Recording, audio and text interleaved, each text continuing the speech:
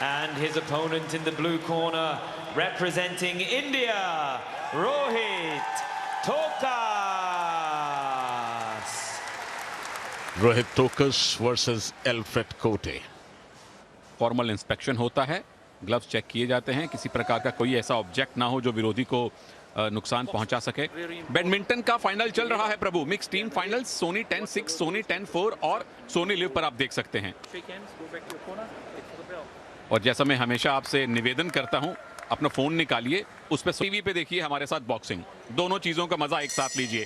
दो जगह भारतीय भिड़ रहे हैं, वहां गोल्ड के लिए और यहां क्वार्टर फाइनल में जाने के लिए। रोहित टोकस पहली बार इस बड़े मंच पर भारत का प्रतिनिधित्व कर रहे हैं। रोहित की उम्र 28 वर्ष, कोटे की उम्र 22 वर्ष। अधिक अगर आप उम्र के हिसाब से देखें तो घाना के ये मुक्केबाज कहीं ज्यादा युवा। शुरुआत एक दूसरे को भापते हुए, एक दूसरे के मिजाज को पढ़ने की कोशिश। बिल्कुल ओपन गार्ड रखा हुआ है रोहित ने और शुरुआत में ही क्लिंच पर आ गए। जैसे ही 2-3 प्रहार करने की कोशिश की घाना के बॉक्सर ने, और ये देखिए उन्हें जिम्मेदार न माने इस क्लिंच के लिए या होल्ड के लिए। अच्छा शेल गार्ड रोहित टोकस का,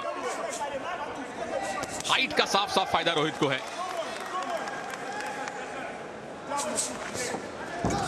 अच्छा डक किया और अब रोहित को रोप्स पे ले गए। अग्रेशन दिखाया है एल्फ्रेड कोटे ने।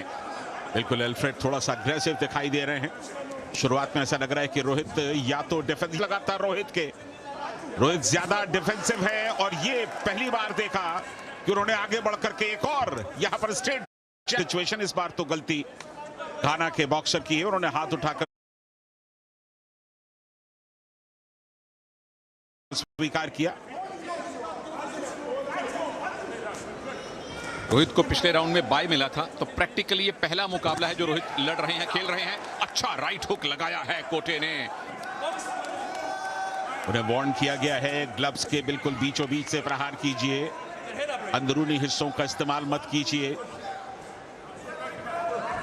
थोड़ा सा दूर से नॉकिंग कर रहे हैं टोकस और इस बार फिर मुझे लगता है कि शायद यहां काउंट मिलेगा 8 का, क्योंकि पैर उखड़ गए थे। बिल्कुल स्टैंडिंग 8 का काउंट, और ये दिमाग पर बहुत ज्यादा असर डालता है। अगर आपको शुरू में ही ये काउंट मिल गया तो मनोवैज्ञानिक तौर पर आपको लौटना होगा, अपने इरादों को मजबूत रखना होगा और सिर्फ डिफेंस पर नहीं बल्कि ऑफेंस पर भी आना होगा। लगातार वो अपने आप को उनके फायदे में जा सकता है। दो बातें हैं, आधा मिनट बाकी है। एक बात तो यह है कि शायद रोहित की यह शैली हो जैसे मोहम्मद अली की शैली थी, पिट कर आखिरी राउंड में बाउट जीतते थे, या जो मुझे लग रहा है संजय दा कि पहली बार इतने बड़े मंच पर आए हैं, ओलंपिक क्वालिफायर और ओलंपिक्स मिस कर गए थे अपनी लिगामेंट इंजरी के कारण। शायद वो एक रस्ट है, एक नर्वसनेस है। फिलहाल काउंट कोटे के लिए। चलिए, थोड़ा सा मानसिक तौर पर मजबूती जरूर मिली होगी और इसके साथ ही ये पहला राउंड यहीं पर समाप्त।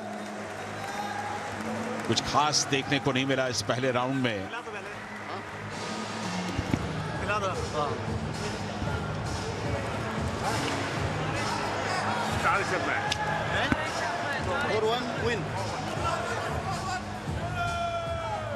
हमने सुना 4-1 विन, यानी कि कोच साहब को पता लग गया कि 4 जजेस का फैसला इनके पक्ष में आया है। क्या इनके पक्ष में आया है, ये देखना पड़ेगा। 4-1 विन का मतलब तो यही है, इसने रोहित टोकस के डिफेंस को भांपा है, लेकिन अभी हमें औपचारिक तौर पे इंतजार है वो स्कोर डिक्लेयर होने का। मुस्कान जब भी स्वे करते थे, कमाल की मुस्कान है रोहित की।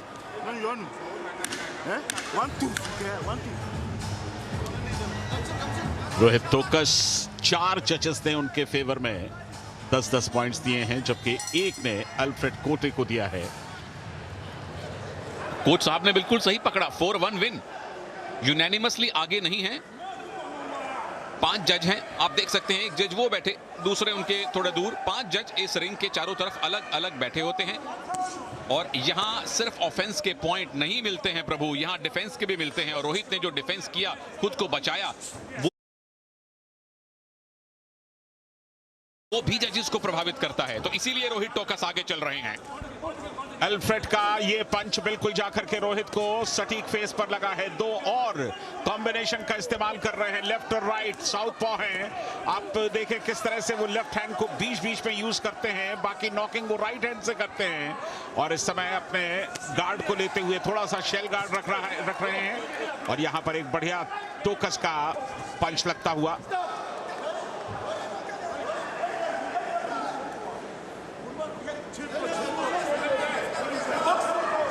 रोहित ने अच्छा एक राइट जैब लगाया था, चेतावनी मिली है। ये जो अतिरिक्त अग्रेशन दिखाया है एल्फ्रेड टोके ने पहले राउंड से ही, मुझे लगता है ये इनके विरोध में काफी गया है। और पंचेस लगा जरूर रहे हैं, ज्यादा इन्होंने लगाए हैं, लेकिन कितनी सटीकता से लैंड किए, कितनी मजबूती से मारे, वो ज्यादा मायने रखता है। इसी कारण रोहित टोकस आगे चल रहे हैं कि ज्यादा पंच उन्होंने रिसीव भी किए, लेकिन वो प्रहार वाले, मजबूती वाले पंच नहीं थे। यानी कि ऐसे पंचेस नहीं थे जो पूरे पॉइंट्स दिलवाएं जजेस की नजर में एल्फ्रेड के लिए।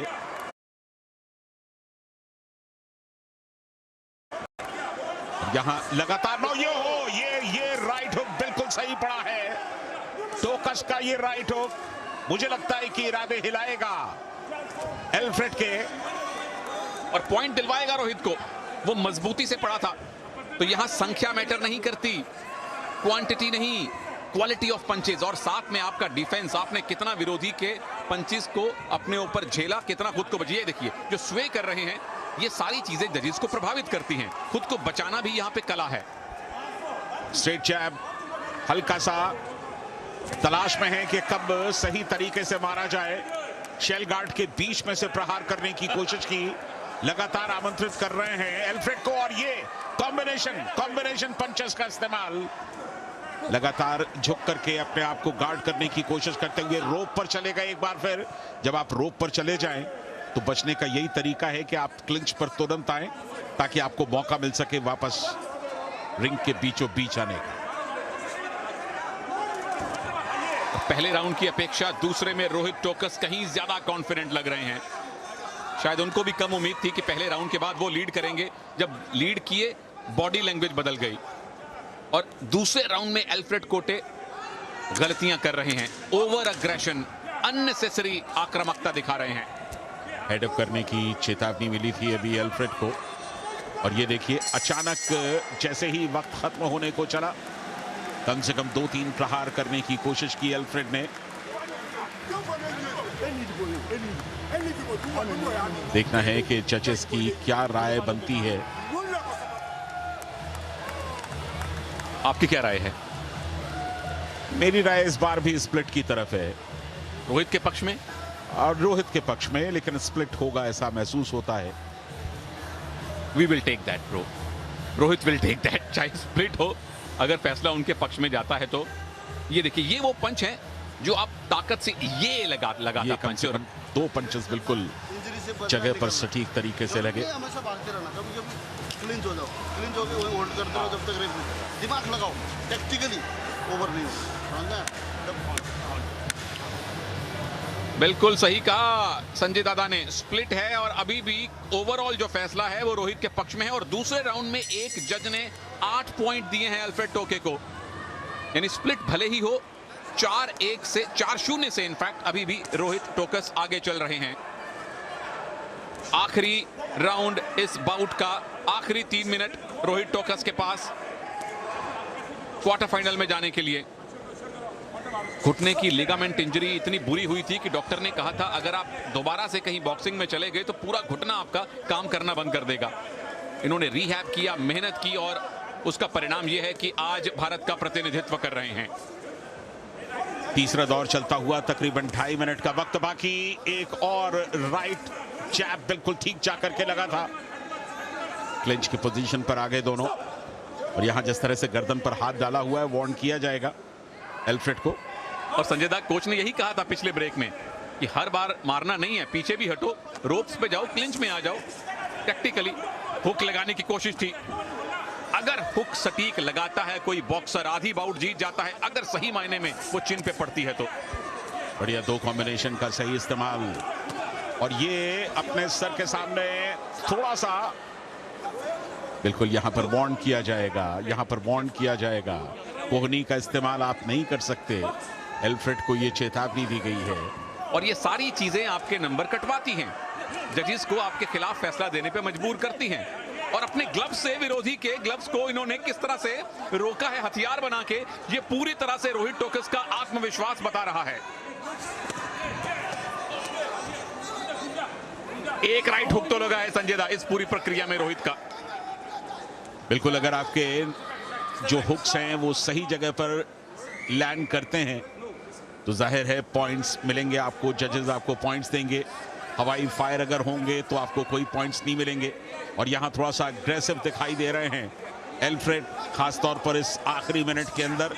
लेकिन उस चूंकि गार्ड ओपन था, 2 बार एक तो राइट हुक और दूसरा स्ट्रेट जैब खा गए एल्फ्रेड बिल्कुल सफाई के साथ। और उसके बाद एक और राइट जैब लगा दिया और पहले 2 पंचेस में एल्फ्रेड हिल भी नहीं पाए,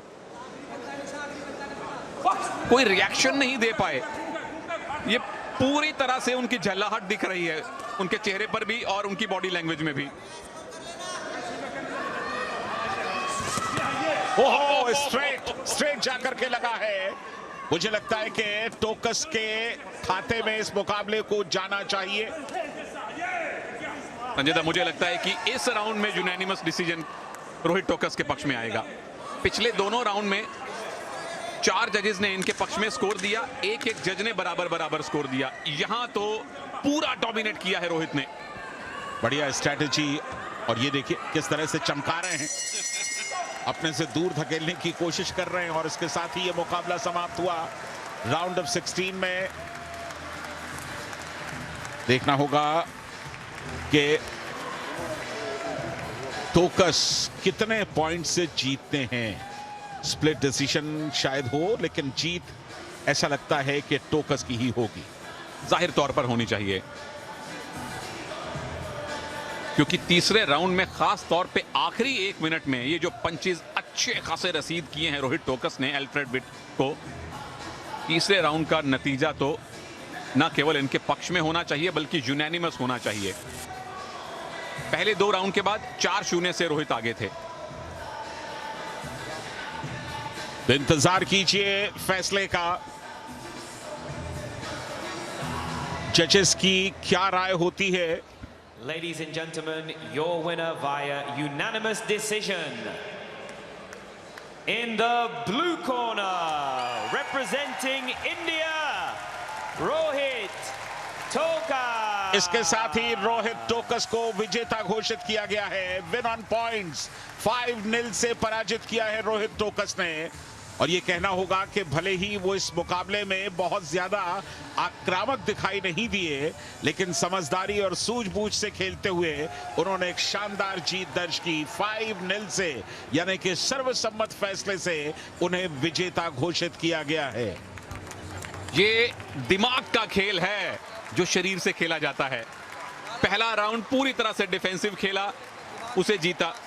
दूसरे में थोड़ा ज्यादा अग्रेशन दिखाया और तीसरे राउंड के आखिरी 1.5 मिनट में अपने सारे घोड़े खोल दिए। और अंततः यूनानिमस डिसीजन से भारत के रोहित टोकस अब क्वार्टर फाइनल में पहुंच गए हैं, यानी कि एक और मेडल के एक और करीब भारतीय खिलाड़ी। शानदार प्रदर्शन।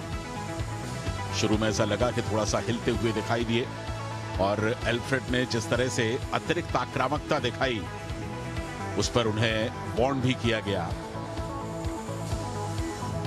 और ये स्टाइल देखिए, एल्फ्रेड को वो बुला रहे हैं, आइए आइए, और एल्फ्रेड के आते ही वो डक करते थे और अपने आप को बढ़िया डिफेंस करते हुए बचाने की कोशिश कर रहे हैं।